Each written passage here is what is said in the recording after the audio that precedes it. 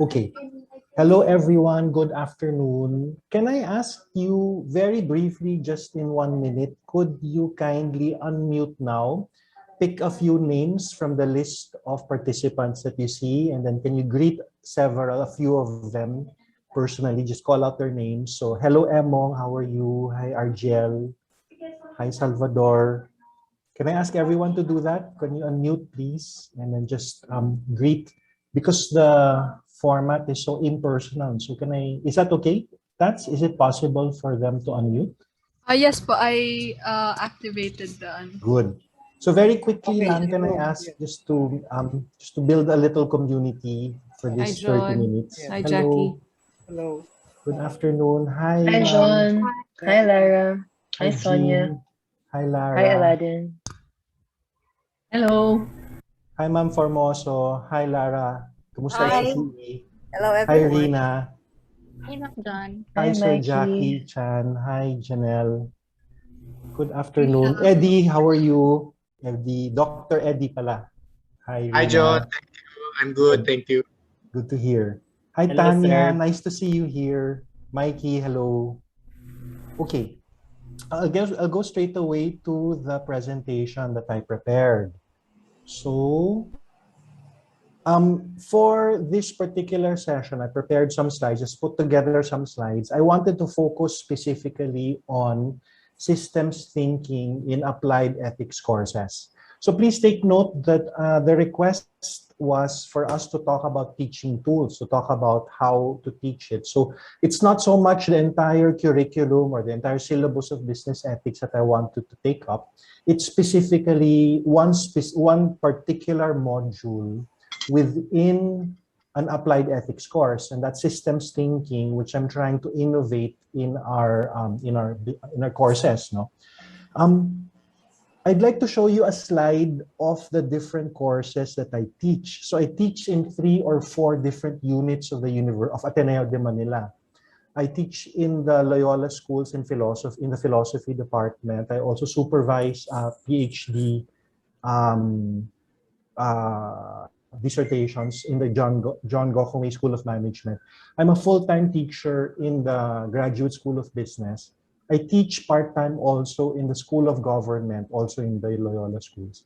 And occasionally I also teach the LMVP course with CCE, and I'm happy to see some people from the continuing education in Salcedo. So it's in that context of the different audiences, of the different participants that I teach, that I've started designing in the past several months how to teach as systems thinking. So to depict, at least to clarify the context of systems thinking, I'd like to make a very quick distinction of 3 domains of intervention. So because this is an applied ethics course, whether it's combating corruption elective in the School of Government or business ethics, or the leadership course in the Graduate School of Business, I distinguish 3 ways or 3 levels or 3 domains that a person can intervene. No? The first is agential, the second is structural, and the third is systemic. I'll go very quickly through the 3. Agential, take it literally, is decision making by the agent, by an individual decision maker. So in this intervention strategy, one can coach, one can mentor in the context of continuing education or training, also character formation. No? So there's a variety of ways to intervene. And I think most of the work that we do, and my experience with business ethics courses, is that it focuses on the agential interventions, on how to form people to make better decisions.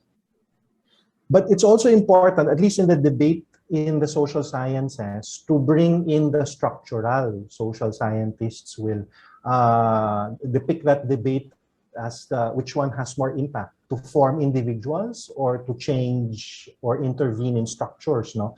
So examples of structures are policies, programs, institutions, protocols, codes, governance, even arrangements of workplaces.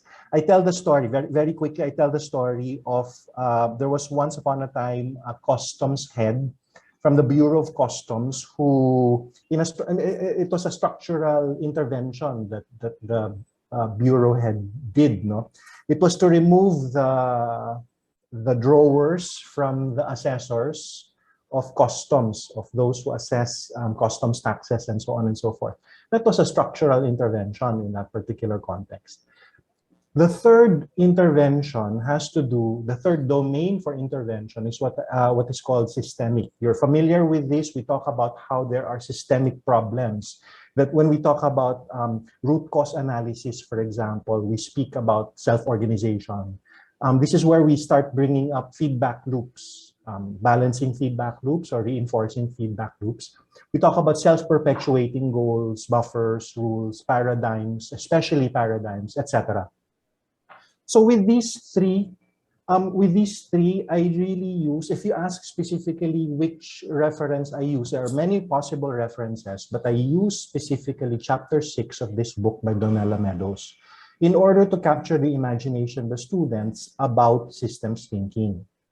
So to answer the question specifically, what learning activities have I developed in the course of integrating systems thinking in ethics courses?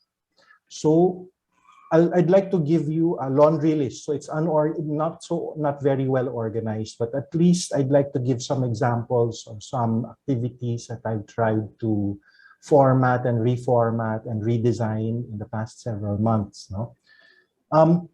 I start usually with a short story.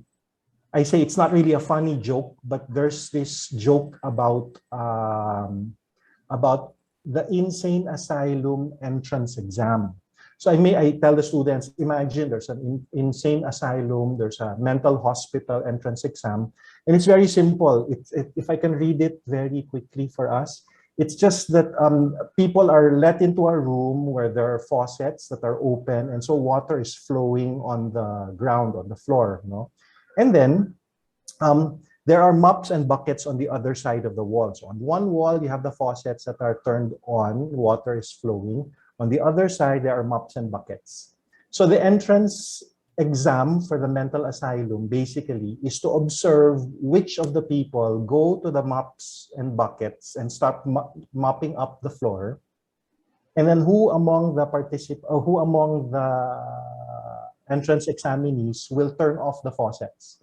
So it's a simplistic way of depicting systems thinking, that there's a root cause in order to solve problems. And in this case, I asked for a discussion board. I asked them to give their own examples. So with this very simple activity, I request them already a higher order learning application. So what examples have they given?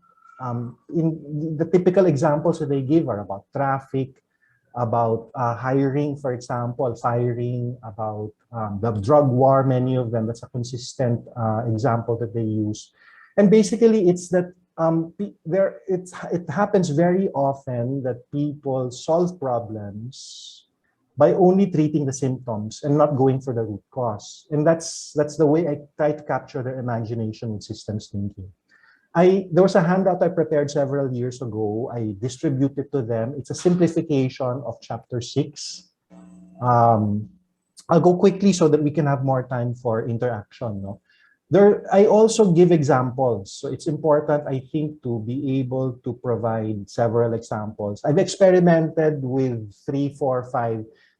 In the most recent discussion board that I deployed, I used Filipina nurses. There's this 10-minute YouTube video on why we have a shortage of Filipina nurses. It's a wonderful video because it narrates the historical, colonial, structural, policy, governance, and so many other issues related to the shortage here, despite the fact that we graduate more than 20,000 nurses per month, if I have my statistic correctly. No? And then there's another one about paradigms, about economy, how economists create certain paradigms that are justifiable, but really oppress. So that's another about economics. So these are just two examples. There are several other examples. And on Netflix, there are so many possible examples. One series, one possible TV series is what's called Rotten. And some of my friends, some of my colleagues like bitter chocolate, others like the wine. And it basically looks at a systemic way of analyzing oppressive structures. No?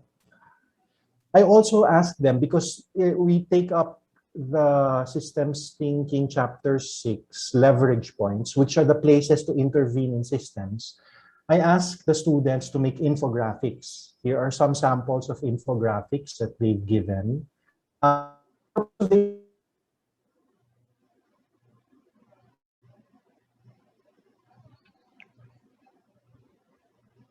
Please prepare the infographic for your classmates so they become reviewers as well. At the end of some of the courses I teach, the business ethics courses particularly, it ends with a final oral exam. I've kept the final oral exam as an Ignatian pedagogical tool because I think in most ethics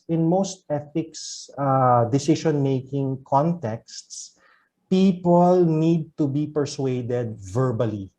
By verbal, I mean that, when you're in a board meeting, when there's some kind of impact that you can make in some decision making in an organization, people don't ask you to write a paper. They're not going to ask you to sit down, write a 2-page or 5-page paper. Why? Usually you have 2 to 5 minutes to persuade the people in the boardroom, in a meeting, etc., etc. What the right thing to do is. No? So that's why the thesis statement format, I keep that in some of the courses that I teach. And it's in the form of an elevator pitch. They're already trying to persuade using the concepts learned in systems thinking. There's also this combating corruption elective that I'm currently teaching, and that's going to be a video presentation that it's group work they're preparing to identify one organizational problem. They have to identify their specific position. They have to analyze a problem, communicate the reform agenda, and explain why that reform agenda will work.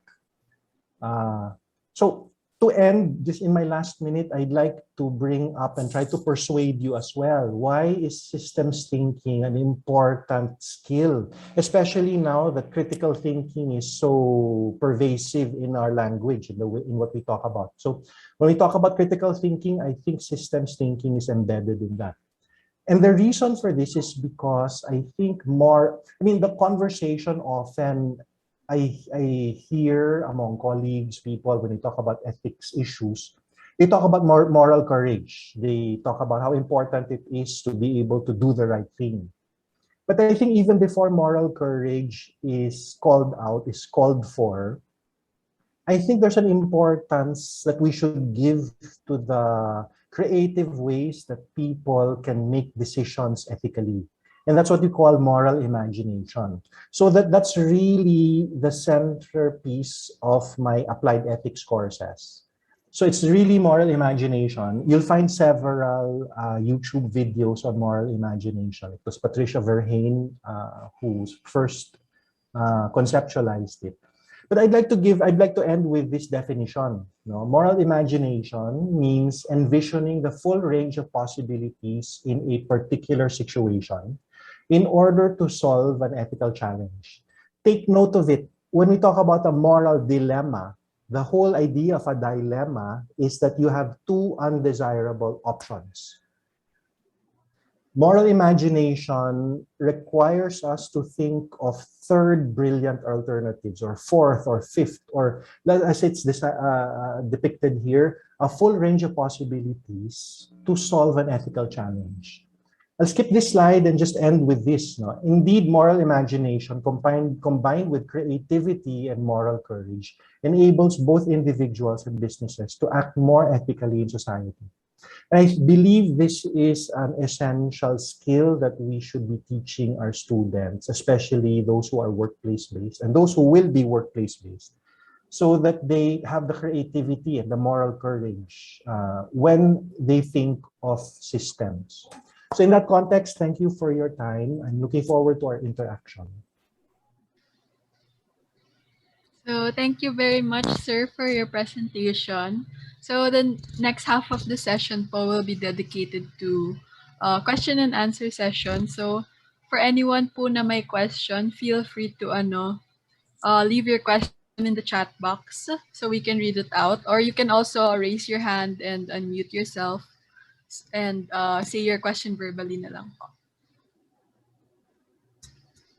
Hello, sir. Magandang hapon po at sa inyong lahat magandang hapon din po. Napadpad ako dito. I am from senior high but the topic is very interesting. No, kahit yung audience natin ay college professors and teachers. Pero una is your talk is very insightful, no? Kasi kahit ako nagtuturo ako ng ethics, business ethics, I still find myself navigating to the series of the social realities outside and to facilitate the students. I have a very important question lang, no? Kasi sa tingin ko, senior high school is still a blooming stage towards college. And for me, sir, no, how do I facilitate young minds in understanding these concepts, especially sa moral thinking? Kasi napapansin ko, lalo na sa kanilang responses or our day-to-day questions, some of them are really lost. Some of them are, may punto sila, pero natatakot sila to share. Or parang natatakot sila to believe on their own, even to their grounded values and principles. So, yan yung tanong ko, sir. How can I facilitate young minds towards this kind of realization or learning challenges po? Argel, thank you for the question. I teach college and MBA and MPM level students. So I'm not sure if the answer can be relevant to senior high school. No? But my son is senior high school. So let me try to imagine what might be effective for him. Argel, just two things. Number one, I don't think lectures will work. I'm drawing that from experience. Lecturing usually does not work. And I think we know that that's the direction that ADL has brought us. Argel, the second, and I think the most commonplace strategy is to use cases to facilitate engagement. But Argel, I'm more interested on a third possible level, not just lectures, not just cases, case analysis, which is typical of business ethics courses, but the possibility of service learning. And in the context of service learning, the possibility of immersion. One way in an online setting for immersion is to get them to interact with their own experiences with uncles, aunts, with the people around them to get opinions on what they think business means, diba? And this is a way to, and Argel, I'm sure you know that you're struggling between shareholder primacy and stakeholder value, diba? Shareholder primacy means pera lang yan, profit only. And that one way to do that is service learning, I think, can be accomplished even without the structures of immersion and organizing an activity, because that's impossible now. But to draw their own experiences. And I think that's what you expressed earlier, diba? When you talked about getting them engaged with their own experiences.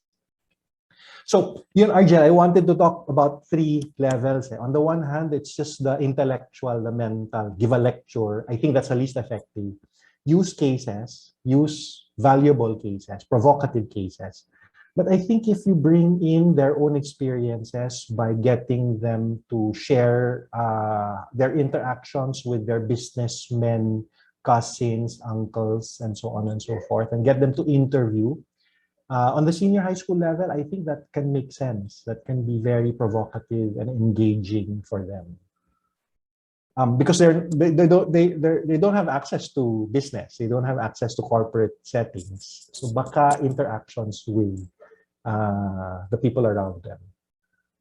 I hope that helps, Argel. Do you have a follow-up? Wala na po. Actually, the activity of interviewing the relatives is also a new idea kasi tama din. Doon ako na-challenge sa lecture na part. Tapos sa transitional lang case analysis, there's no problem. Yes, tama din, no. Pinagnilayan ko yung answer niyo po. Yeah, we are sometimes yung difficulty kasi natin is not to be biased in our own values and principles in transitioning the knowledge towards them. Yes. Yan yung, I really want to avoid that. That's Yes. why when it comes to governments and talk, I really pray na sana bigyan ako ng biyaya ng Diyos na to be objective, no. Kaya yun, kasi they have new minds and they're still young and they see this. Totoo, they see this experience. So yung sinabi nyo na they could have a direct interview would really help a lot. So I'll try to apply that in my class po.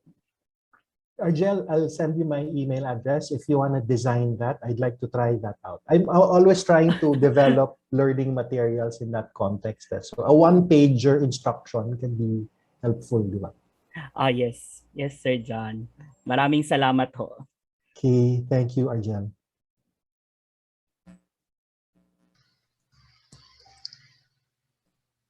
So, meron pa po bang may question? Feel free po to raise your hand or put your question sa chat box.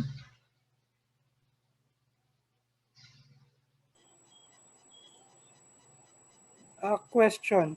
What do you think of showing students videos wherein there is a moral dilemma, something historical like Gandhi, the movie Gandhi? Yeah, actually, Sir Emong, it depends on it's always, diba, a lot of the work that we're doing now is curating and customizing material for our students. So a movie like Gandhi, I can imagine how that might be relevant in an applied ethics course. If it's designed, I remember when I was a psychology major long ago in the mid-90s, I remember Father Bulatao saying that you should, in group dynamics, he said that you should make sure to always process a learning activity. Any kind of structured learning activity, make sure that you process. Huwag mo ibibitin. Yung naalala ko sinasabi ni Father Bu in that context. So I think movies like Gandhi, a full-length movie, a 3-minute video, I encourage the sharing and the exploration of a variety of learning materials, but I think at the end of it, it has to do with how well the material is processed afterwards. So I wanted to give, okay lang Sir Emong, I'm giving emphasis to the processing, and the processing has to be aligned and consistent with your outcomes, with the learning outcomes of the syllabus, of the module learning outcomes, and so on and so forth. So yeah, Sir Emong, I agree. I like the movie actually. Doc Manny D, I think he's also in the room, shows that to affirm Doc Manny D shows that in some of his classes. And it's very effective. I hope that helps. Thank Do you have a follow-up, Sir Emma? Thank you. Yes.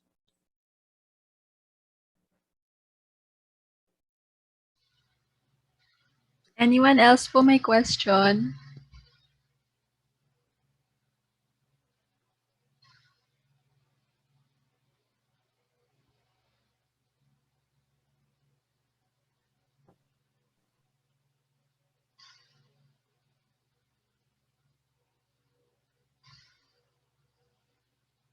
I have some of my mentors here. So Sir Ed Valenzuela from the School of Government, I wanted to give a shout out.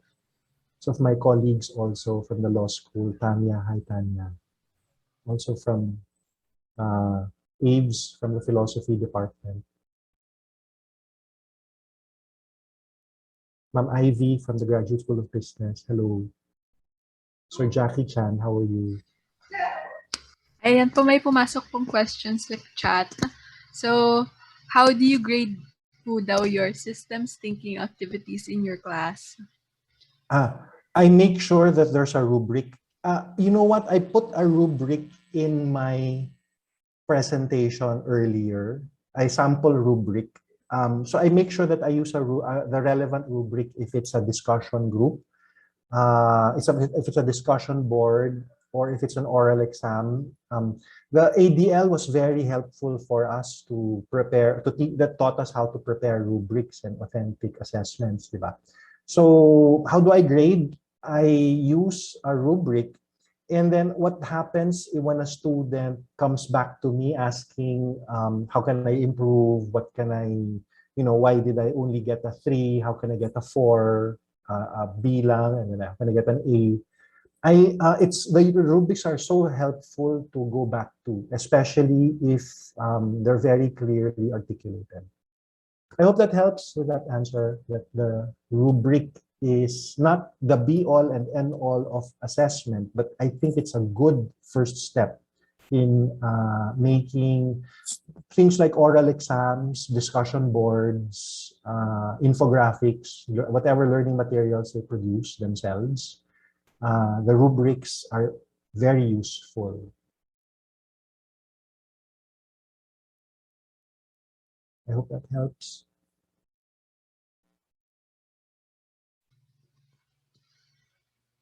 Any questions pa po? We have 2 minutes pa. So I think we can accommodate another question kung meron pa po.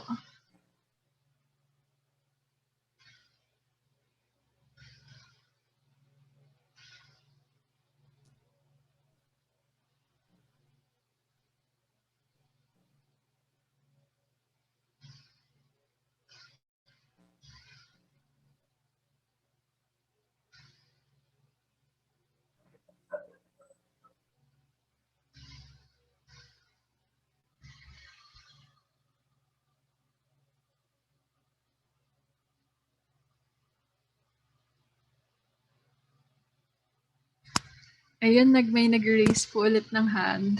Feel free to unmute yourself po. Sorry ho.